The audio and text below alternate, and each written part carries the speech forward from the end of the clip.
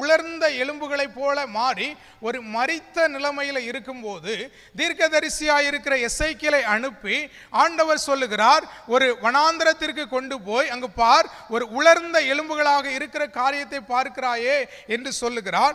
சொல்லிவிட்டு அந்த உலர்ந்த எலும்புகளை பார்த்து நீ என்ன சொல்லு, தீர்க்க தரிசனம் உரை என்று சொல்லும் போது, நீ தீர்க்க தரிசனம் உரைக்கும் போது அந்த உலர்ந்த எலும்புகளுக்குள்ள என்னுடைய ஆவி என்ன பண்ணுவேன், நான் அனுப்புவேன்.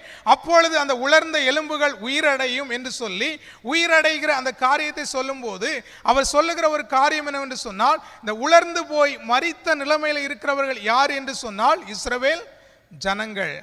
ஒரு ஓமையாக அந்த காரியத்தை என்ன பண்ணுகிறார், காண்பிக்கிறார். பழைய ஏற்பாட்டு காலத்தில் பாருங்க, அநேக தீர்க்கதரிசிகளுக்கு ஓமையாக என்ன பண்ணுவார், காரியத்தை சொல்லுவார். சில நேரத்தில் எரேமியாவை பார்த்து சொல்லுவார், உன்னை என்ன போய் கட்டிக்கோள் அப்படிம்பார், இல்லை அந்த புஸ்தகத்தை எடுத்துக்கொள்ளும்பார். அது மூலமாக சில ஆவிக்குரிய காரியத்தை சொல்லுவார். அப்போ அந்த சபை உலர்ந்த நிலைமையில் இஸ்ரவேல் ஜனங்கள் இருக்கிறதுனால ஆண்டவர் எசேக்கியேல் தீர்க்கதரிசியின் மூலமாக சொல்லுகிறார், அந்த ஜனங்கள் மரித்த நிலைமையில் இருக்கிறார்கள், நான் என் ஆவி அனுப்புவேன், நீ போய் தீர்க்க தரிசனம் சொல் என்று சொல்லும்போது அந்த அந்த உலர்ந்த எலும்புகள் உயிரடைந்து ஒரு சேனையாக அது எழும்பினது என்று சொல்லி நம்ம பார்க்கிறோம். அப்போ பாருங்க, உலர்ந்து போன நிலைமையில் இருக்கிற நம்முடைய வாழ்க்கை, இல்லை உலர்ந்து போன நிலைமையில் இருக்கிற நம்முடைய ஆவிக்குரிய வாழ்க்கை மீண்டுமாக உயிரடைய வேண்டும். ஹல்லேலூயா.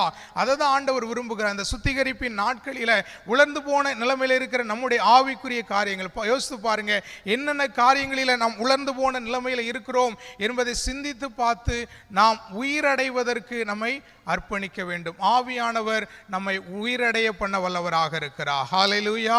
எத்தனை பேர் விசுவாசிக்கிறீங்க? கரங்களை உயர்த்தி அல்லேலூயா சொல்லலாமா?